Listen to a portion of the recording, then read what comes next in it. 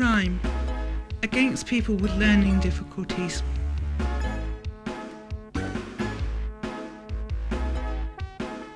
What is a crime?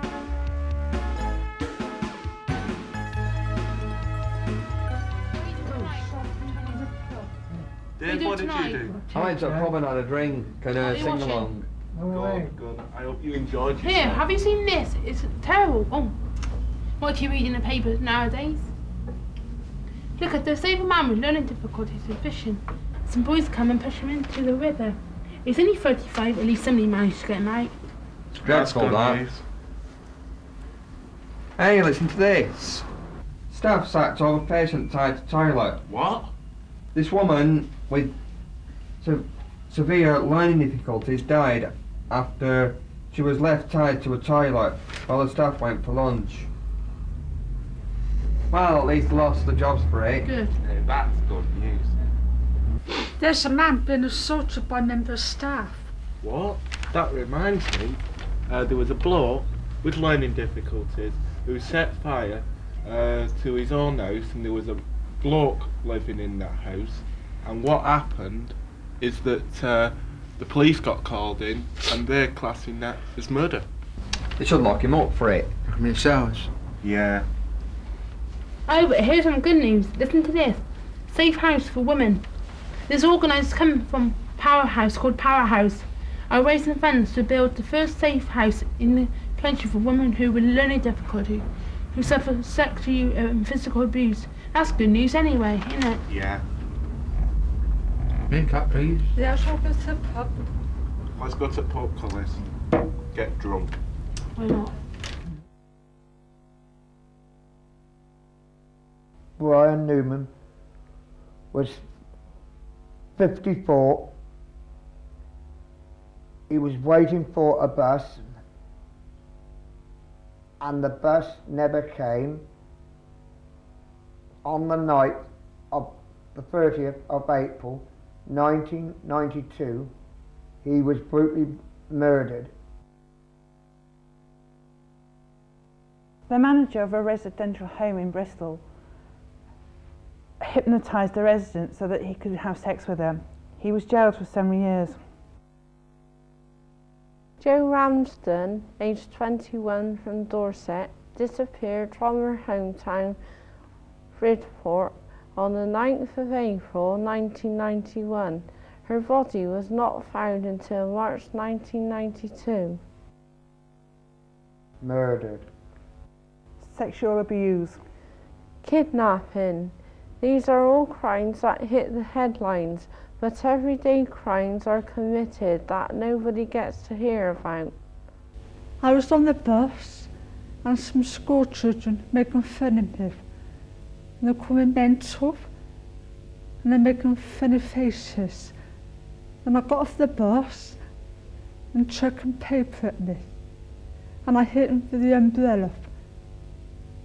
And I went to work and I didn't tell nobody.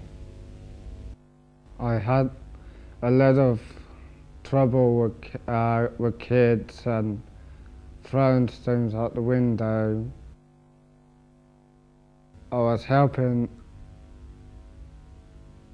a next door neighbour, had difficult shutting the door. I closed the door and I was chatting to her. I saw a figure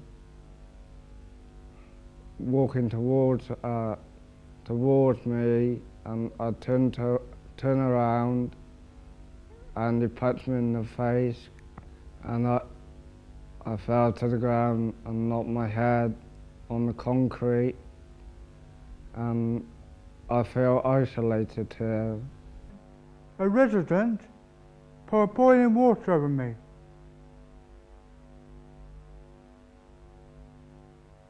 For no reason at all. I then stripped off my shirt, and the next day I was in Plenty Hospital. I was so dazed that I didn't even know my mother,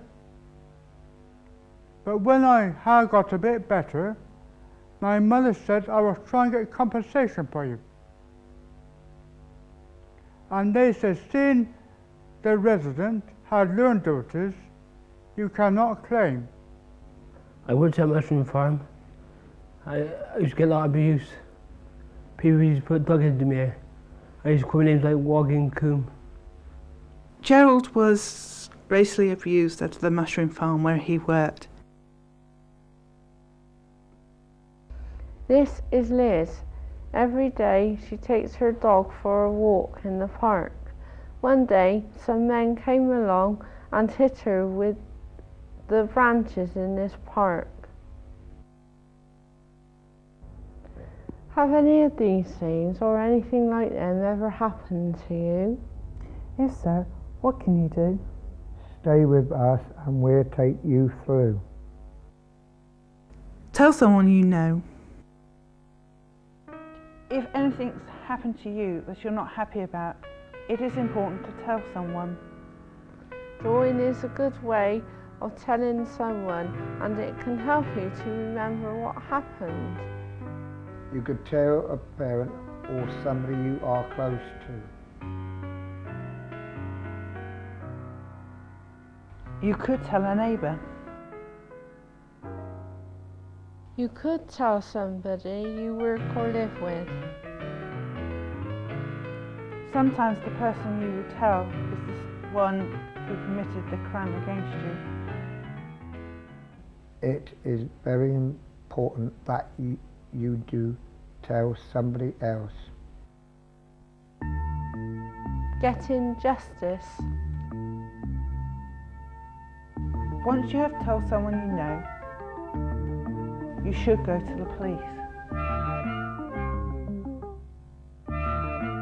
You could phone them up.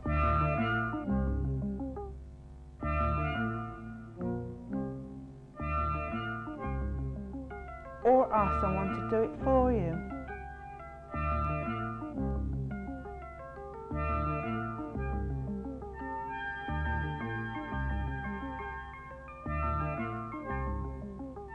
You could go to the police station yourself.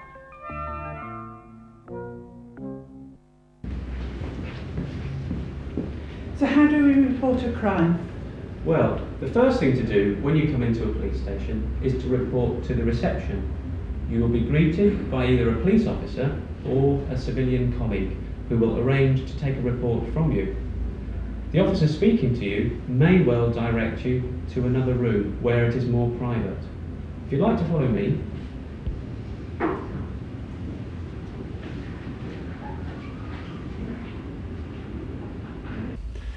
This is a typical interview room.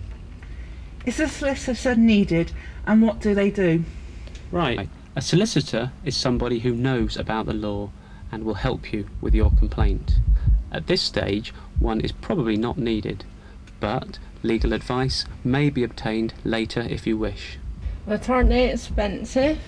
Well, the government will give money to people who cannot afford to pay for a solicitor. This is called legal aid, and the solicitor will arrange it for you. It sounds so easy, but once when I phoned the police, no one came. Yes, why don't police take crimes committed against people with learning difficulties very seriously? I don't think that is true. The police are used to dealing with people from all sections of the community, and every effort will be made to hear your complaint. However, a personal visit, or even the taking of a statement, is not necessary in every case. But if you think you have been treated unfairly, then ask to speak to a senior officer. It's not always easy to report a crime to the police, so just to make sure, find out where your nearest police station is. Find out the phone number.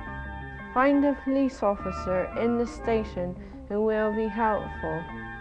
Once you have told the police, they pass all your information into a national-wide service called the Crown Prosecution Service. The Crown Prosecution Service decides if they will take the case to the courts or not. Some people with learning difficulties have found their case stopped at this stage. It's not fair, but people are trying to change this, so don't give up. The court. Yes, Gerald, you're probably very nervous, but as your solicitor, I shall be supporting you in the court throughout the day. Is that okay? Okay. Great. Is it alright if we come and sit with Gerald? Yes, it is. Come in. Hi, Gerald. David. Hi. It's a good idea to bring a couple of relatives or friends or carers with you. In fact, it's best that you don't come to court on your own. Is that okay? Okay. Calling Gerald Miller. Is that us? Yeah.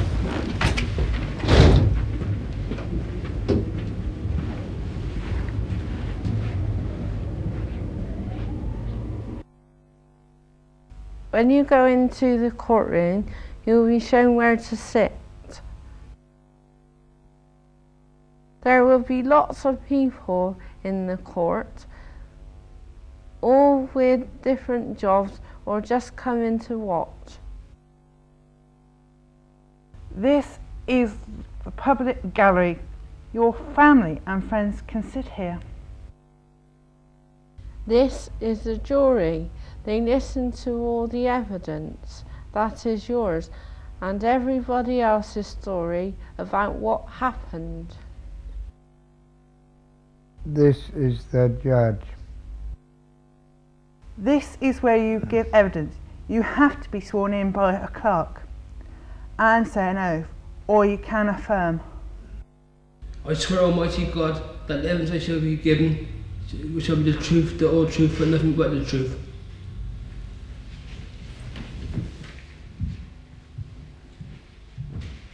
Gerald, can you tell me what happened to you on the 16th of August 1992? This bloke here, my so-called boss, who put a dog into me. You know, he beat me up, he hit me around and that. And I just had enough. He used to beat me up and hit me around. Once you have given your evidence, other witnesses will be called, and then the defendant, that's the person you're taking to court, will be questioned. Did you hit my client and insult him on the day in question? No, I didn't. Did you know racial abuse is against the law? Look, I was in my office all day with my secretary and she can vouch for that. My client told me that you put dog end ash in his hair and hit him on the mushroom farm, and you tell me that you never done it. I do not believe you. I think you are telling lies. When all the evidence has been heard, the jury goes out and makes a decision. Are people guilty? Getting together.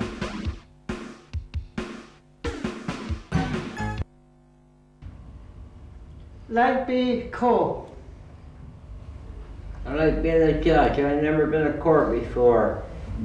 How did it make you feel? I feel like justice was done. But in real life you never did go to court, you didn't get justice. How did that make you feel? Made me feel isolated. So how could we deal with these sorts of feelings? We could set up a support group. We interviewed Julie Boniface from Voice, an organisation set out to support families of victims of sexual abuse. Julie, why did you set up Voice? Well, actually I set up Voice because I have a daughter with learning difficulties and she was sexually abused by a care worker. She did manage to tell one of the care workers eventually what had happened after some considerable time, but prior to that she told somebody else who was totally inexperienced and hadn't listened to her. So therefore the abuse, the terrible abuse, had continued, and it was only then that we realised there was a massive need for something like Voice to actually be that voice for other people that couldn't tell so easily. Well, what's Voice got to offer? Quite a lot in ways in which we can help parents, victims, survivors, carers, all deal with the various problems that happen once physical or sexual abuse has occurred, and we put them in touch with the appropriate people for counselling and give legal advice where needed, which is usually one of the most difficult areas. Well, I wouldn't know how to set a support group up anyway. Well, there is already a support group called Victim Support. What's that? We're here to help people who've had crimes committed against them. We offer advice and support. Sometimes it takes a long time before a case comes to court, and sometimes it doesn't come at all. There are over 400 victim supports in England and Wales. It's a good idea if you contact one. Your local police officer will tell you which one to contact. We did a play and it brought us all together. It's about bullying. Yes, a poem I did. I read it and it made me feel really good inside. What are you looking at? What are you looking at? What are you looking at? What are you looking at? What are you looking at? What are you looking at? What are you looking at? What are you looking at? What are you looking at? What are you looking at? What are you looking at? What are you looking at? What are you looking at? What are you looking at? Each day I travel to and from the Snowdon Centre on the bus. I get exasperated with the bullies. They really get me in a huff. They come in all shapes and sizes, tall, short, fat and thin. But they all have one thing in common. They really make a din. They shout and call us names. They're not very pleasant souls. In fact, they're really nasty when you think about it all. The things they say, it hurts us. We do have feelings too, though we may not be as pretty or presentable as you. If they talked instead of scorning us, they might learn a thing or two. We can be friendly and sociable just like you. Just a little thought as you leave us today. We are the ones being bullied. Yes, it's our day that's clouded grey. We're called spastic, mental, cretin, and other horrid names too. Yes, we're supposed to be the backward and ugly ones, not you. Was anyone listening? I mean, did anyone hear me? Whoa!